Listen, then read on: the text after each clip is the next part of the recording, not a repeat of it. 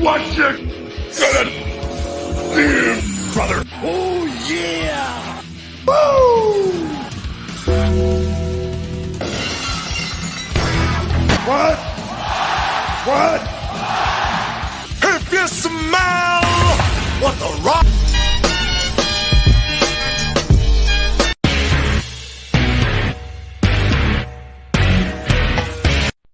You got the wrong guy. I'm the dude, man. Welcome to another edition of Around the Turnbuckle. My name's the Big Alboski. That guy right there is Professor Keith, as always. And joining us today is the dastardly, the despicable, the evil, and often controversial classic Johnny Parter. What's up, man? Couldn't have said it better myself, my friend. Couldn't have said it better. How are we doing? Oh, well, we're good. We're good. You know, we're actually good. I don't know about Keith that but we're good. Keith, how you doing? I'm all right. I actually had a day off. I got to sleep. I had to do some things, but nothing too crazy. I thought you'd catch the Ravens. The Ravens are playing right now. Your boys against the Broncos right now. I forgot about that. Let me turn the channel. Sorry to hear that. They were leading last I saw 14-7, but that's neither here nor there. So classic Johnny Parter. Before we get started with all your nonsense, because I know you'll go crazy and you'll go off and you'll tell this story and that story, and I can't wait to hear all of it. But before that, tell everybody what got you into professional wrestling in the first place, because obviously you love it as much as we do. And somewhere down the line, whether you were a kid or whether you were a teenager or whatever, you fell in love with professional wrestling. So tell us that story. I would say I fell in love with professional wrestling at the age of 8. And I was watching I was the one watching WCW, WWE all the time. And it blew me away. Like just all the different characters and everything else. It was just, I remember watching it and I was just like, wow, this is amazing. And I always had a thing like, I always rooted for the bad guy every day of my life. So I was always in with the heels. Every single heel in the business, I just marveled over. Mm-hmm. And manager-wise, I would have to say my top 3. Paul Heyman, not in order though. Paul Heyman, no particular Bobby order. the Brain Heenan, and Father James Mitchell. Interesting. Love James Mitchell. Big James Mitchell fan. Somebody needs to hire him. Look the other way at what he does outside the ring. Just hire him and let him do his shit. That's right. All right, so did you ever? You mentioned that your top 3 managers. At some point, you wanted to get involved with the business. Did you ever want to get involved, like in ring, or was it always a thing where you're like, no, I'm just going to be a manager and I'm going to be. I always loved in-ring work, but when I got into the business, it was right after I pretty much found out a lot of health issues with myself, and I was like, well, there is no way in hell that I'm going to be able to carry a match, so let me do what I do best. I want to be a manager. That way I can be a jerk every single time, and yeah. So when did you start that? Where were you? When did you start that? 2018. I have trained Fort Noxious with Rob Noxious, and in October of 2018, I made my managerial debut with Triple WA. All right. And it was Malcolm King versus Rob Noxious versus Mr. Ping, and I accompanied Malcolm King to the ring. And my very first time, I can remember, I always wear glasses, and then I didn't have contacts. I got told, take your glasses off. I said, okay. So then there was a spot where there was a drop kick to the outside. I didn't turn myself in time to fully sell it, and let's just say I caught Rob Noxious' boot right to the mouth. Oh, Knocked the tooth into the inside of my lip. Yeah, I was outside spitting blood out for maybe a good 2 minutes after the match was over. welcome to the wrestling business. That's right. Talk about paying your dues. Big Chris Vant, what's up? Congrats to the Jets, by the way, big man. Thanks to my dad, always watched wrestling, was always on TV at our house. Me too. Yeah. All I right, had so- to kind of hide watching wrestling because my grandmother, I was raised by my grandmother. She wasn't really too into it, and she really wasn't into it when I started being like Hulk Hogan and ripping my church shirts off and busting buttons everywhere. So, yeah. Yeah, I had very understanding parents here. They went with everything, and they kind of used it. They kind of used it as a lesson in finance a little bit as you got older here, where it was like, okay, you can get the pay-per-view, but you got to pay for it. So, split it between the two of you and how you're going to pay for it. So, we got some useful lessons out of it too. Heidi says, and he's still running his mouth. It's what I do best. Yeah. All right, so you start off in Triple WA. You're managing Malcolm King against Rob Noxious. You get your teeth knocked into your mouth and you're spitting out blood. Did you manage the next week? Or the next show? The next show, yes, I was right in, and that was once again we was at another Triple WA show. It was Malcolm King versus Chris Banks, and I learned about what going on the fly meant. Right. The end of the match, we was outside of the ring arguing. I guess I wasn't where I was supposed to be, and Chris Banks walks around, spins me around, super kicks me right in the mouth. I had no clue what was happening till it happened. So, you, like I said, because of health issues, you got into managing. You're a manager, and you obviously enjoy being a heel manager. You always have been, right? Yes, and always will be. Now, what year was that when you got off and running in Triple WA? 2018. Okay, Into 2019. Like I said, I got my debut was in October. So 3 years ago. Like, it wasn't that long ago. Okay. Wasn't that long ago.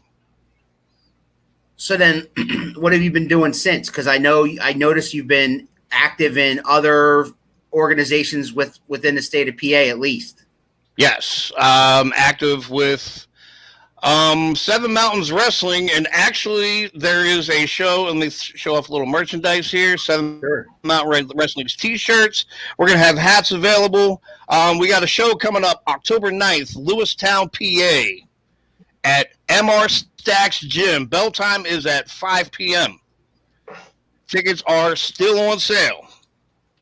And they can get tickets at Seven's Mountain Wrestling's website, or Seven Mountain Wrestling on Facebook, or how? Seven Mountains Wrestling on Facebook. Send a message. It'll go to the parties responsible, and you will be taken care of. There you go. Lewistown, October 9th, bell time 5 p.m. If you're around the area, and Keith and I always advocate this on every show, support your local wrestling. Without them, you wouldn't have the stuff you see on TV. And we love all the organizations that we support here in the state of Pennsylvania. And there you go, Seven Mountains. We'll put that back up later, but also mentioning it now since we were talking about it. Seven Mountains Wrestling. So go ahead, Keith.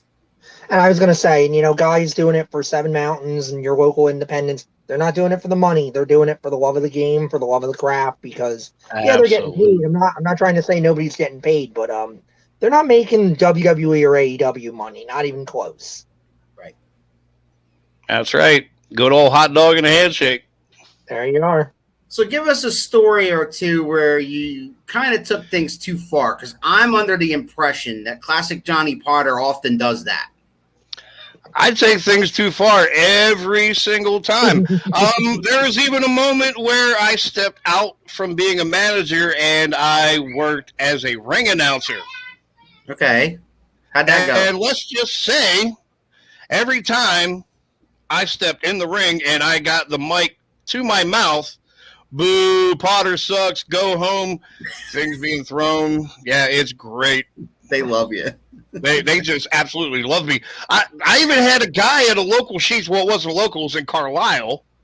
Okay. I was in just paying for gas, and him and his girlfriend walked in, and they're like, "There's that classic Johnny Potter guy."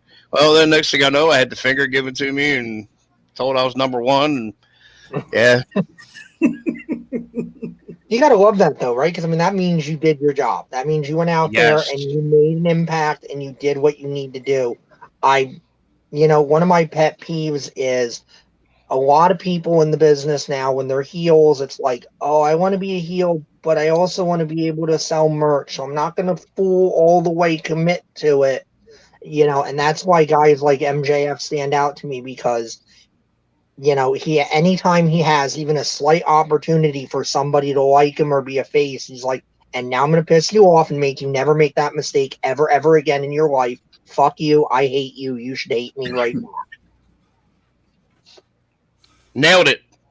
And like, I love MJF's work on the mic. And honestly, I study him.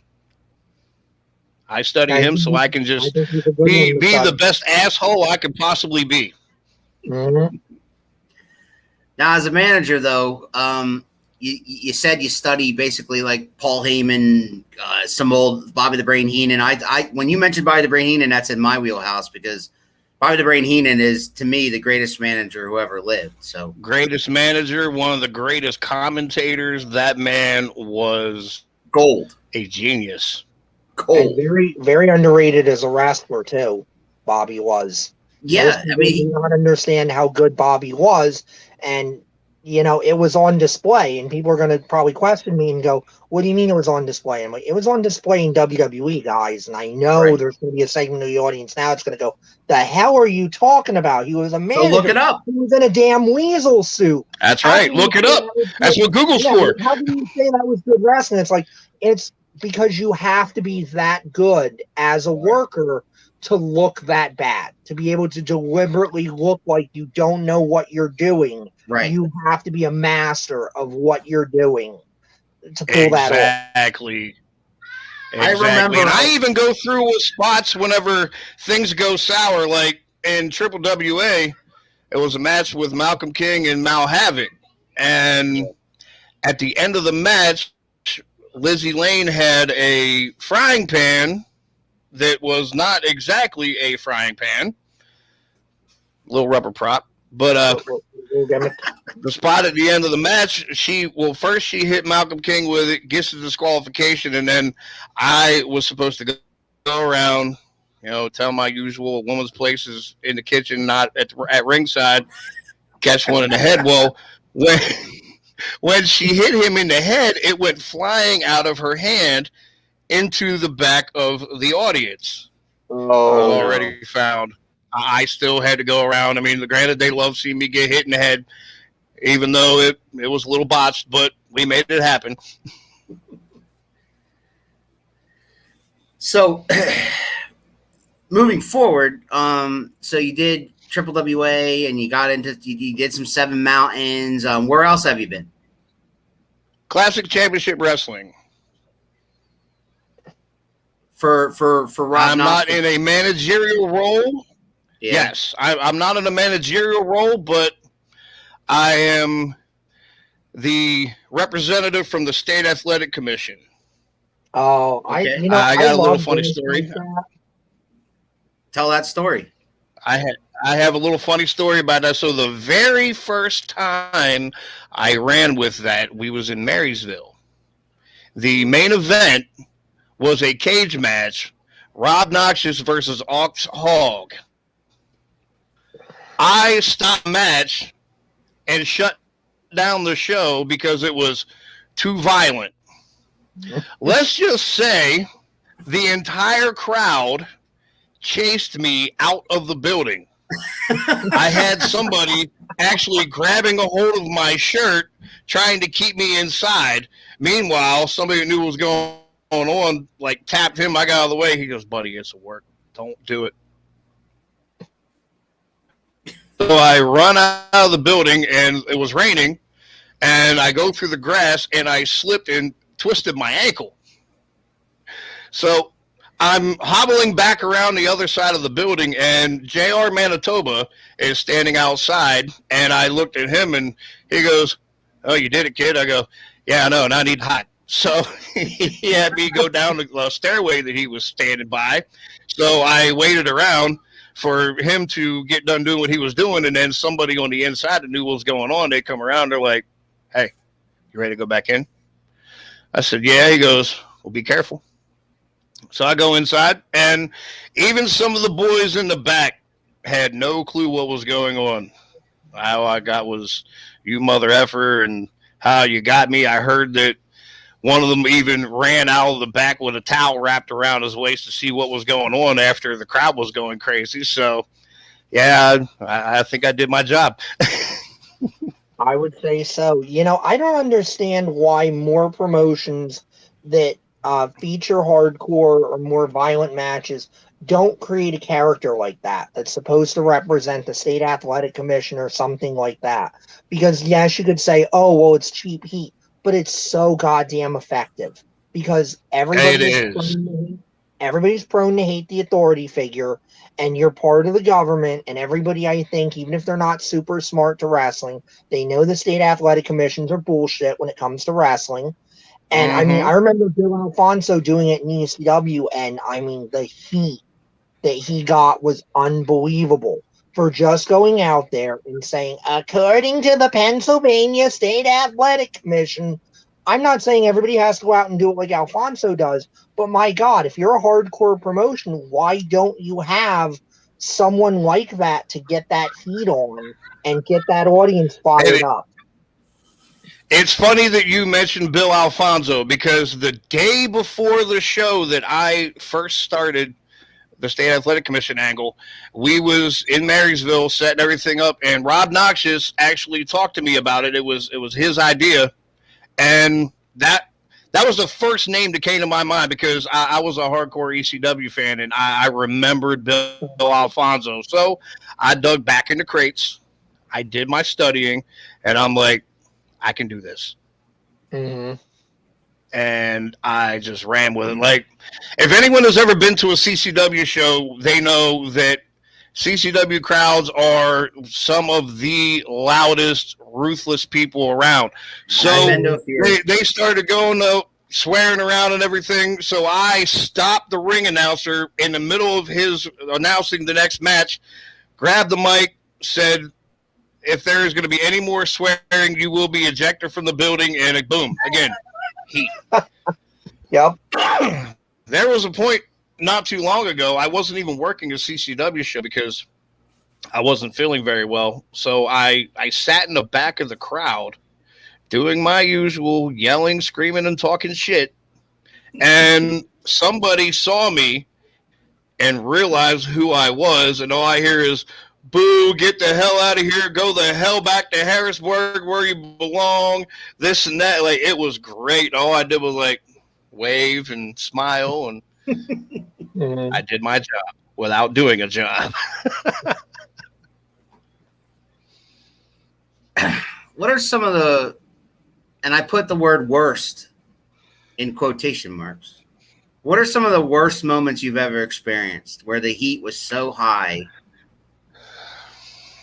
Honestly, I would have to say Marysville. Marysville was the highest level of heat that I ever got, and it was the first time. Right. So I know I did my job because it carried on, and even times where all I do is just stand around. As soon as one person sees me, it's a domino effect.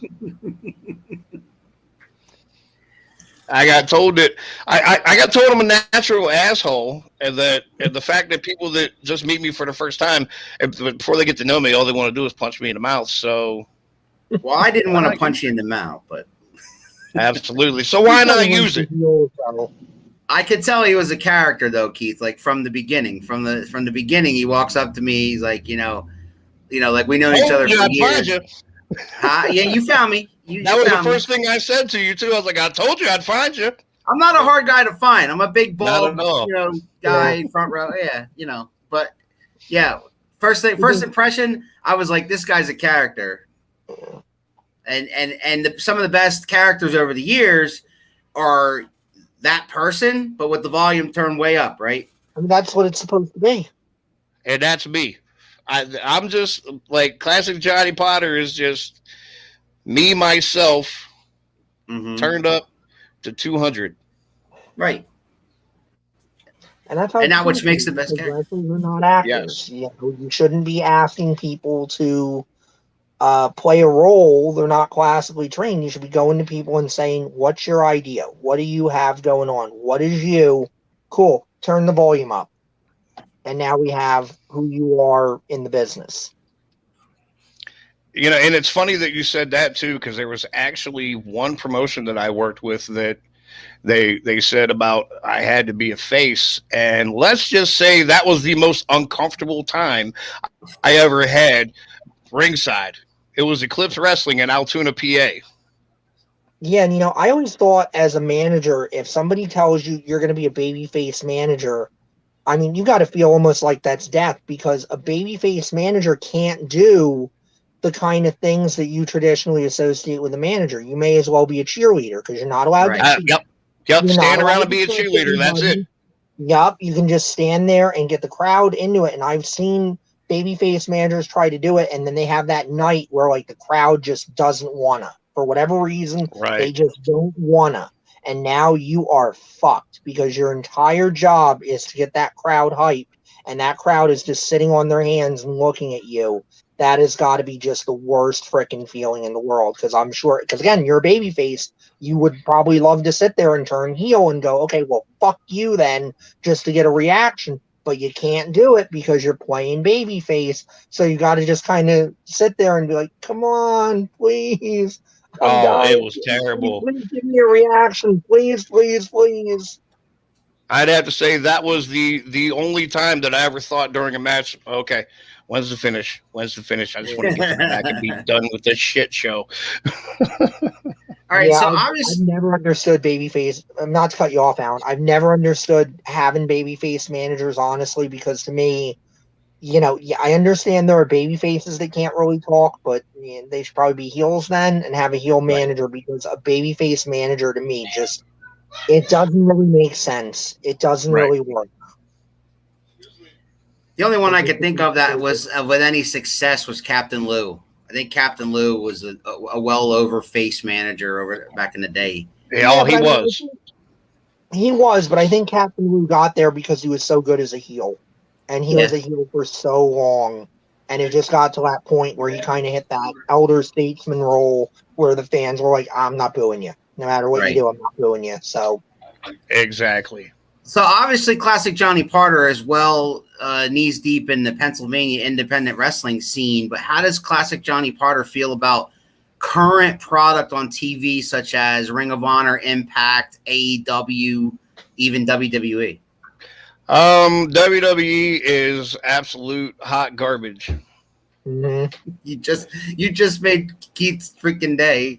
I mean, I think anyone with eyes can see that. No, I know. Go ahead, no, but let him it's keep not going. what it used to be. It's not. Yeah, that's what I'm always saying. I love the format of the show as it is, because otherwise it would just be me sitting here for at least 30 minutes going, and this is why WWE sucks this week. Right. And I don't like saying that. It's a shame. I mean, I know the guys are working hard, but the creative blows, and Vince McMahon has become what the old story was, where he's like, I came in here and I had all these ideas, and I talked to the old promoters about let's all get together and doing this to join hands and do whatever. And Brian's appearance by Malcolm King. Malcolm King cameo behind me. Yeah, he keeps popping in the camera, man, and it's a welcome distraction. Trust me. But anyway, I don't want to piss off Malcolm King. So he just wants to make sure his bread looks good. Got it. He's done it before. So how about AEW or anything else tickle your fancy nowadays? I think AEW is actually starting to turn into WCW 2.0 with all these big signings that they're pulling out. I mean, granted, it's really, really changing the game, but it's almost like second verse, same as the first, honestly. That's in my view. Yeah, That's what I I think want. they've gotten a lot better with some of the signings they've made. You know, I said at the top, and Alan will tell you, when AEW was a thought, I kind of had a list of things that I didn't want to see AEW do, because if they did it, they were going to, you know, shoot themselves in the foot. And one of the things I said they had to be careful about was signing up former WWE guys. They shouldn't be out there on the market every single time somebody becomes available and go, I need them. Especially when they said we grow our own stars, but Right. But they're also picking need. WWE's garbage. I wouldn't call CM Punk that though. Yeah, Oh no, to absolutely not. To some extent, I will give you that, but I think the CM Punk and the Danielson signings were master strokes. I Yes, thought the only Mark two. Henry, Right. yeah, I thought signing Mark Henry was, no offense to Mark Henry, why? Why? I'd say the same thing about Paul White. Why? Big They Show. were guys Vince was clearly done with. Why do you need to sign them up?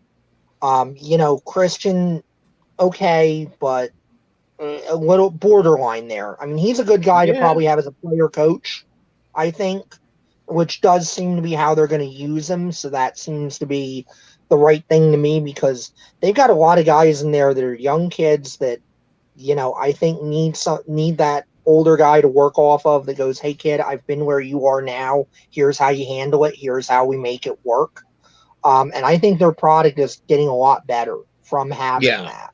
I'm definitely legitimately excited about where they're at, and I feel like some of the stuff that I really don't like is starting to get segregated off into its own little corner, and it's not dominating the shows like it used to. Right. I'm kind of digging the Forbidden Door. Like that's honestly about the only thing that's really been drawing my attention. I mean, especially with the fact now, after Sammy Guevara won the TNT title and then Bobby Fish put out a challenge and it was accepted, that's pretty exciting. Yeah, that's cool. Wednesday. That's Bobby Wednesday. Fish Bobby fan. Fish Yes. versus Sammy Guevara. Yeah.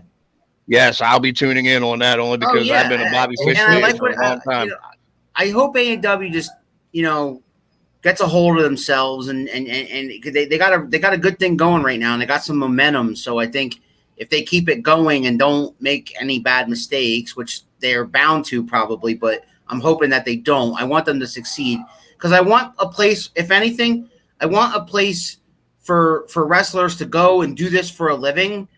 Mm-hmm. And, I want there to be a goal down the road for those young guys that are in their 20s and they still have dreams, where it used to be Dream Destination WWE. Maybe now it's Dream Destination AEW. I just want them to succeed because it seems to me WWE is fading fast. Yes. Yeah. Yes, it is.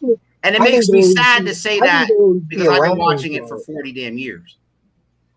Right. Yeah, and I mean, I think all of us to one degree or another can say of our generation can say we're wrestling fans because of WWE. We might get pissed at it. We might have, ducked out on it here and there. I know there was a point, during the Attitude Era where I was one of the probably few people in the world that started to get tired of it, even during the Attitude Era, because I felt like things were getting repetitive. And then I had found ECW, and I'm like, whoa, okay. Yes. And I got really into that, and I have a collection. You can't see it here. It's off in front of me. It's I have every episode of Hardcore TV, every episode of ECW on TNN, all the pay-per-views, all the home videos. Like I'm missing. Why he's the professor, Johnny? That's right. I'm big time Mr. ECW. I wear that loud and proud, even though people will give me some shit about that now because they'll be like, well, sometimes you're really rough on hardcore wrestling. I'm like, well, because I watched a lot of ECW and I look around now and it's like, a lot of those guys paid the ultimate price for my entertainment, and it makes you really rethink, I think, what you kind of tacitly ask guys to do as a fan. But going back to WWE, it's like, look, I want every company to be successful. I want everything to work. But right now, I feel like WWE's greatest problem is Vince McMahon's idol, from what I've always heard, is Walt Disney. Yep. Walt Disney was always his idol. And Vince McMahon is taking some of the worst lessons from Disney and really what Disney became after Walt left. Because Walt was an experimenter. Walt was a guy that once he mastered something, he wanted to move on to the next thing. And I think Vince has frustration that he's only been able to master being a wrestling promoter, and every time he tries to do the next thing, he can't master it, and it fails. Nope. And I think Vince is trying to double down and be like, well, I'm going to make wrestling legitimate. I'm going to take it away from the smoky arenas. I'm going to take it away from everything that was. And it's like, yeah, but man, the further you get from wrestling and the more you turn it into a movie inside of a ring, you forget what makes it work. You forget. Hence the birth of NXT 2.0. Right. Now that's also too when you get, you know, the loyalists, Bruce and John Laurinaitis, there that, you know, will just do whatever he tells them to do. You know, that's why the mid 2000s sucked. Because all right, well, so let's get back to Johnny here. Yeah, and I got into that rant. I said at the top I didn't want to get into. Hey, big wrestling fans, we can get into a rant and be gone for hours, so I get it. Yeah. I try to keep him grounded. It's not easy. Sometimes not. I might have to time down, put a muzzle on. So there was when you talked to me in person, you mentioned a time where you left wrestling for a while and then came back. Did that have anything to do with the pandemic, or was that a personal reason? It had a lot to do with the pandemic, but then I had a few personal things that kind of put wrestling on the back burner, but I got through all them, and now I'm back. So what does the future hold? I'm back ready to pick up where I left off. Well, future, let's see. I mean, I'm going to keep managing champions. I got 2 right now. I got the PCWA heavyweight champion, Rob Noxious. I got the RWF internet champion, Malcolm King. And I'm just going to keep adding to the list. Speaking of PCWA, October 16th, there it is, Mount Carmel, PA. You will also be able to see, formerly known as Nunzio, and also JTG will also be present. So neat. It's going to be a good time. Rob Noxious will now be there. We also got Ox Soprano and Ted Lowe, local artists from Harrisburg. They're going to be coming out to the ring with us. So it's going to be a good time. Maybe I might find the same people up in that area that I told husband and wife that the wife had less teeth in her mouth than the husband had, and I didn't figure out which one I needed to slap. And yeah. So PCWA Wrestling in Mount Carmel, bell time 5 p.m. October 16th, and they can get tickets. I'm assuming they can get tickets on Facebook and whatnot or their website. That's right. And I'll also be available at the door. And they'll be available at the door. Absolutely. As is the Seven Mountains one too, right? They'll be available at the door as well. Yes. They'll be available at the door as well. And if anybody that's watching this in the Lewistown area, we're also hitting the streets with them too. So you find us, we'll find you, and we'll get the tickets to you. You also mentioned pre-show a CCW event coming up in Black Friday in Lebanon. Speak a little bit to that. I know you don't know too many details about that yet, but as far as, you know, bell times and whatnot, but Lebanon's going to be rocking on Friday and Saturday in November. My. Black Friday. If you want to ever catch a CCW show, you have to catch Black Friday. Black Friday is always the loudest, craziest. I mean, Saturday is too, but Black Friday, there's something about the Black Friday crowd that is just second to none. They're all juiced up from Thanksgiving. Yes. Everybody's juiced up from Thanksgiving, ready to yell and scream at me, and might even get stuff thrown at me. You never know. I'm actually looking forward to it. Yeah, so that's back-to-back nights. That's Black Friday and Saturday after Thanksgiving, CCW in Lebanon. We don't have any times or anything like that for that yet, or exact, details on that one. But that's a future event coming up for CCW, and they did it. They did that last year, if I recall, right? Right. Yes. Yeah. Yeah. I believe I made one of those nights. I don't recall which one though. All right, so like you said, so those are future events coming up that you're going to be involved in. But like, what do you see now that you're back in it? Right? What do you see the future holds for classic Johnny Potter besides, managing Malcolm King, besides managing Rob Noxious? Like, what do you have plans, or do you not want to divulge your plans? I'm taking applications. Let's just say that I'm taking applications. We are going to build one great family, not taking anything from the original family, but I'm taking applications. For all of those aforementioned organizations, or Triple WA, or Yes. what? Everywhere. I mean, I'm not going to divulge too much into a certain promotion, but I'm kind of starting to wonder why is Classic Johnny Potter not gracing this organization with his presence besides sitting in the audience.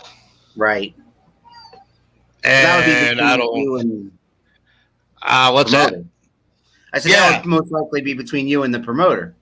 Yeah, and the thing with that, I don't know if maybe there's bugs in ears or what, but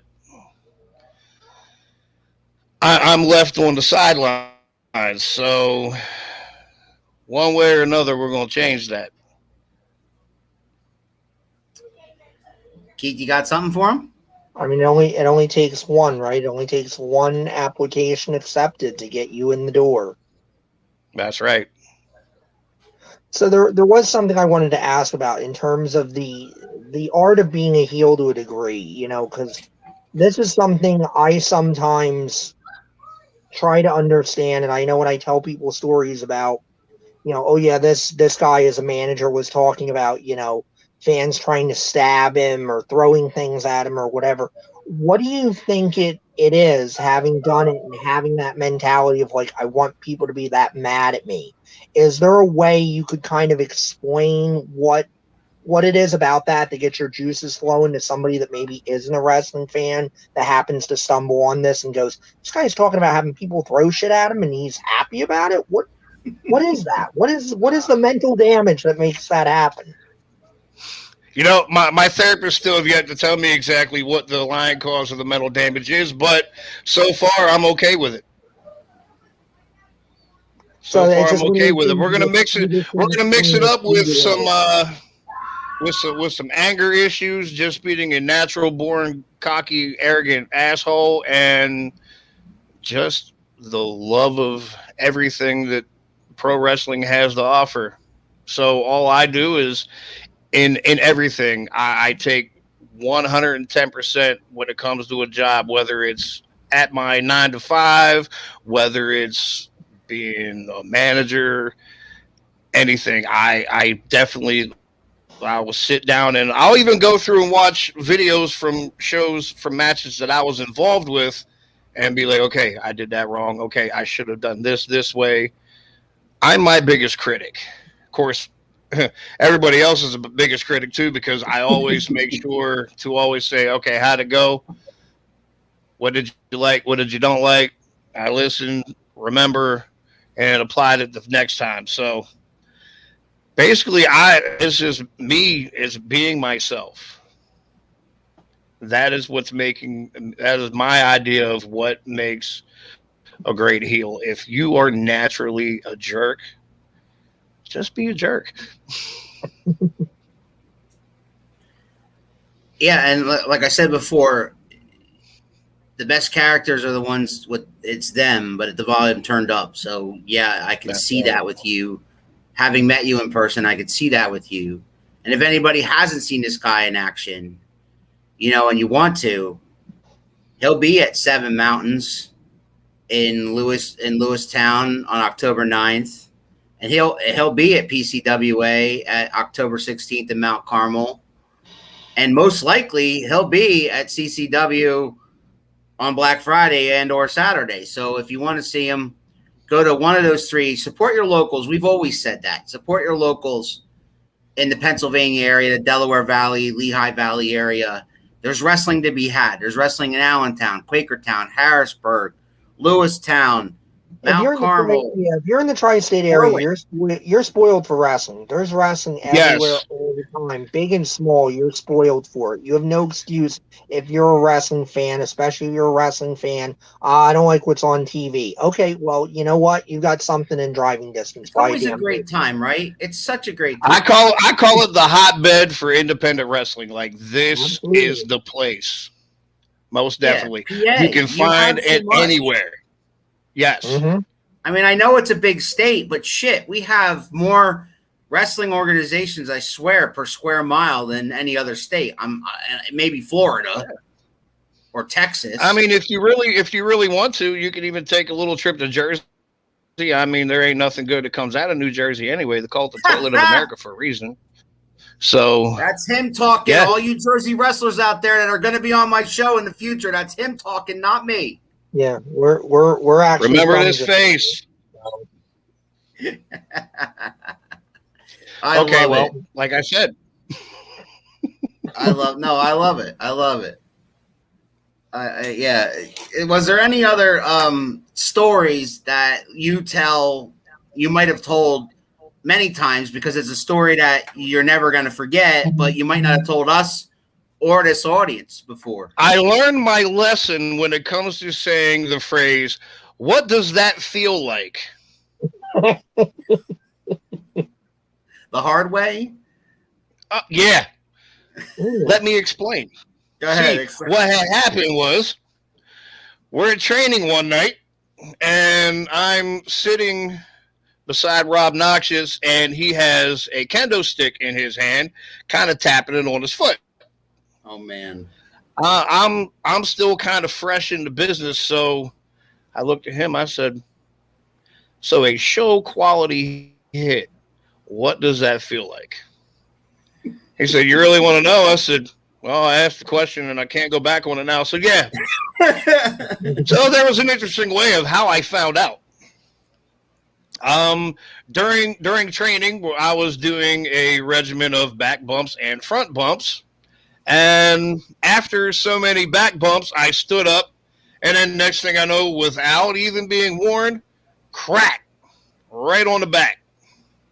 That was from Rob Noxious. I had two more. Once again, I'm back to front bumps, back bumps. I get up. Mr. Ping grabs the kendo stick. Whack! Took another one. There was a third one.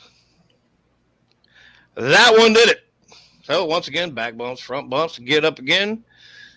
Mr. Malcolm King himself grabs the kendo stick. Let's just say he swung that damn thing like he was belting the game-winning home run of the World Series. I just buckled up like this, dropped to my knees, and I rolled out of the ring. I said, I'm done. And so I told them, I said, do me a favor. I got my phone. I said, here, take pictures of my back. So I looked, and there was like 6 different pictures. There was one of my back and 6 different pictures of them, sticking the tongue out, giving the phone the finger, everything else. So, yeah, I learned my lesson on that. Nice. I had a nice collection of welts for about 2 weeks. And whenever Malcolm King swung that thing, I saw the tip of it coming around the side of my shoulder, and that's whenever I'm like, I froze and dropped. Man. All right. You learned your lesson, I guess. I'd like to follow that up with you probably have been to a lot of shows, and you've probably been to a lot of signings and things like that. Who's some of the biggest names you've ever met in person in wrestling? I met Enzo Amore before he became a wrestler. Oh, yeah? How did that go? I wanted to beat him up. That is actually a very common thing that I hear about Enzo.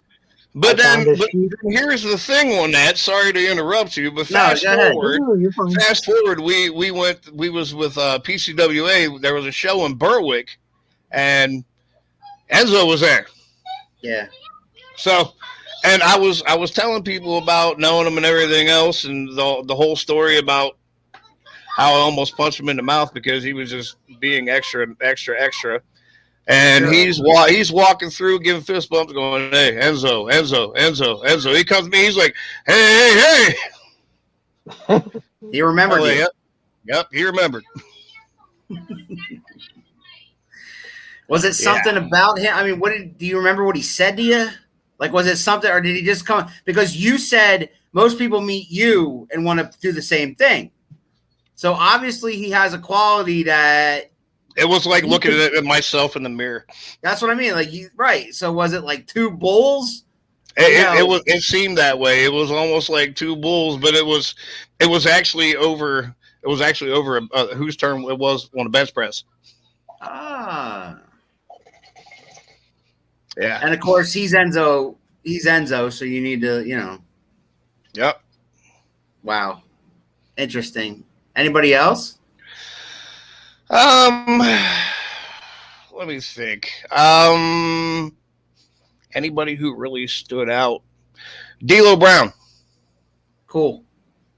And it was just funny. Like the thing that sticks out to me, he was just talking and he said, "You don't know who I am? Google me, bitch." And like, yeah, everyone lost it.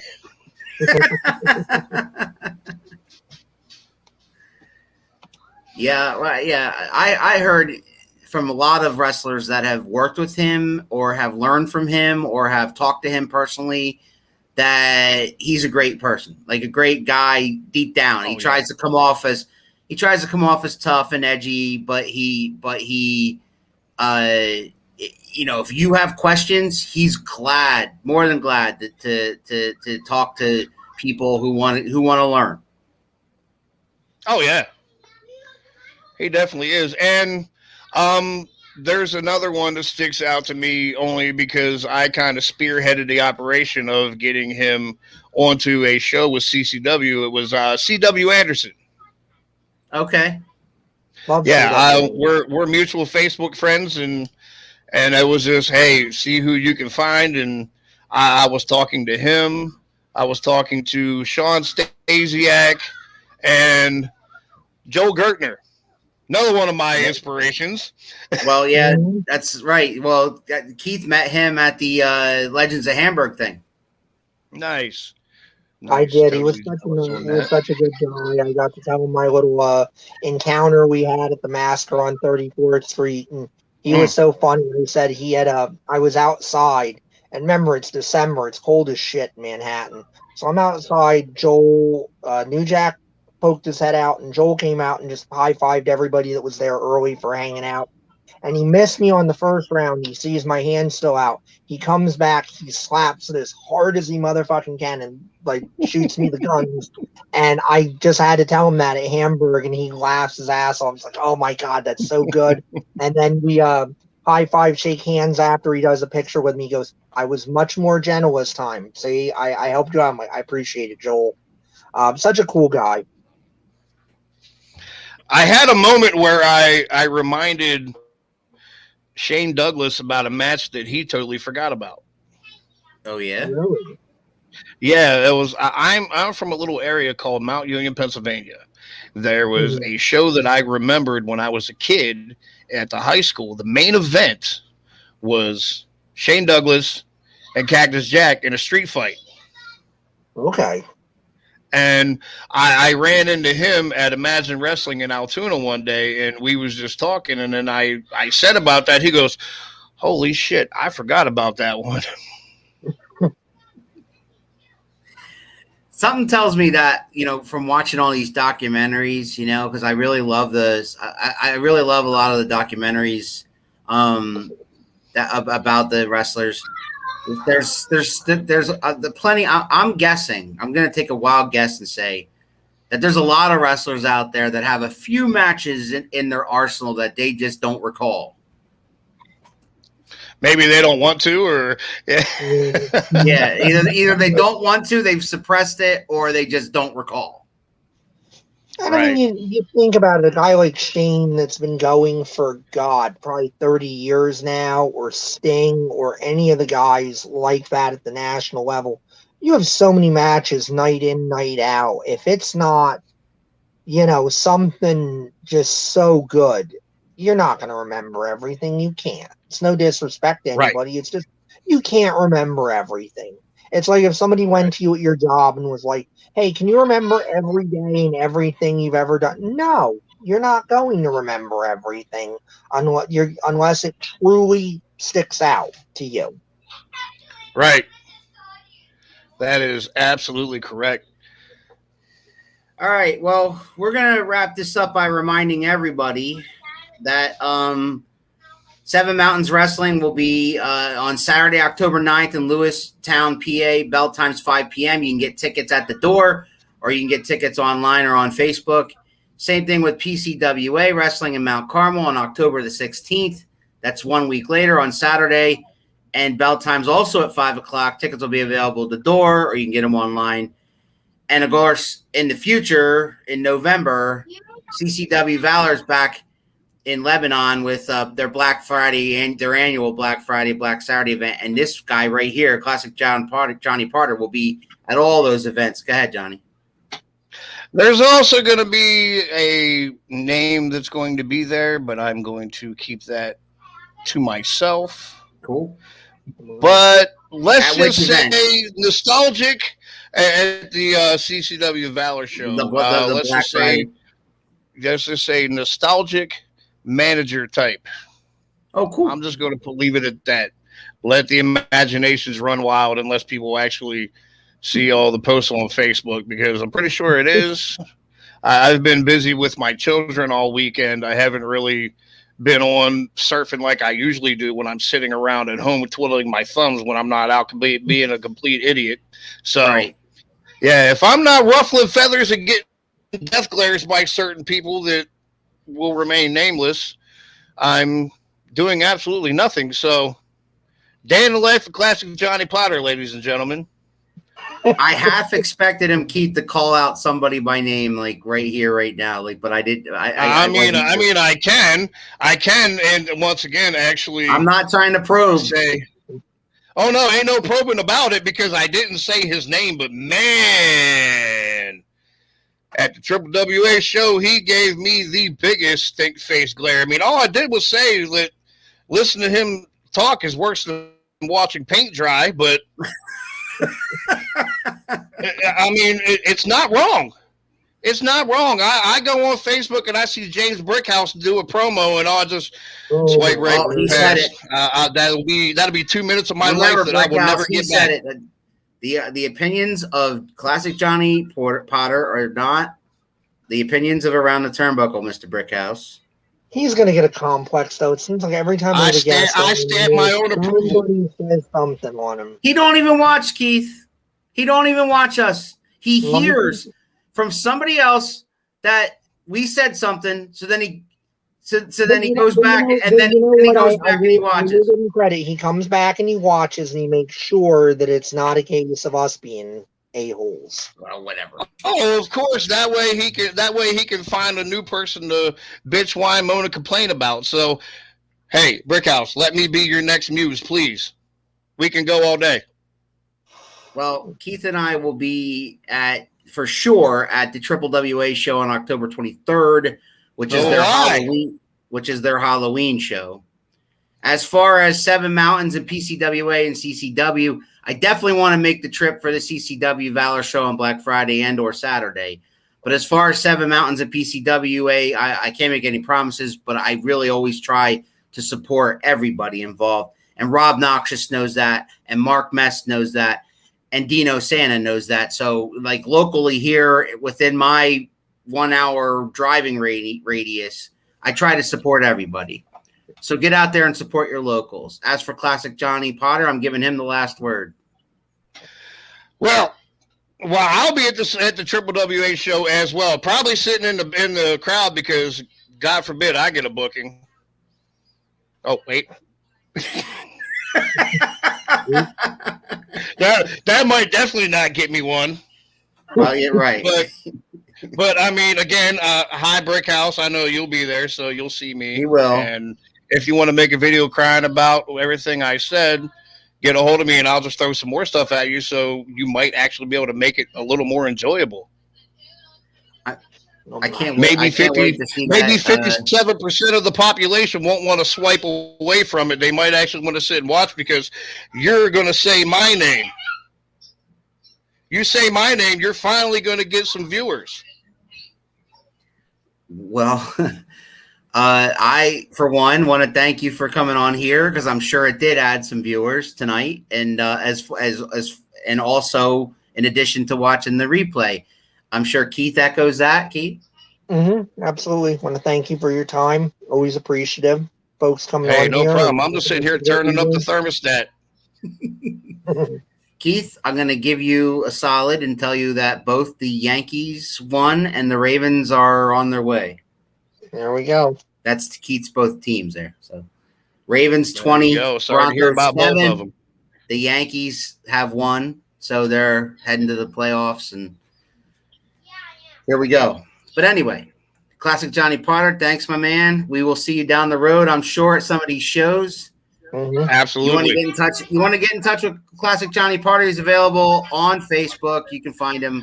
You can find me on Facebook, Instagram, Twitter. You can even find me on TikTok. You want to tell him off? Send him a message. You know, he's not hard to find. By all means, I take love, hate mail all the same way. Doesn't matter to me. Keith and I will be here next week, next Sunday at 6 p.m.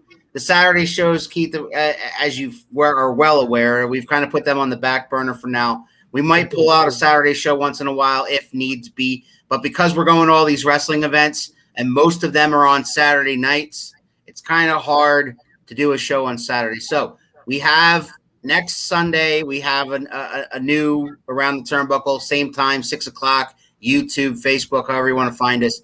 And do us a favor and subscribe to our YouTube channel because I don't ask for that much, but Jesus, I know there's a lot of you out there that don't even. Let me throw one last thing in. Last thing in before you get me out of here. Now, see, if you guys want to increase the female viewer demographic up 25% more because of my beautiful face, you can have me back on anytime. It's all good. I love it. I can't. I told you he's a character, Keith. Yes.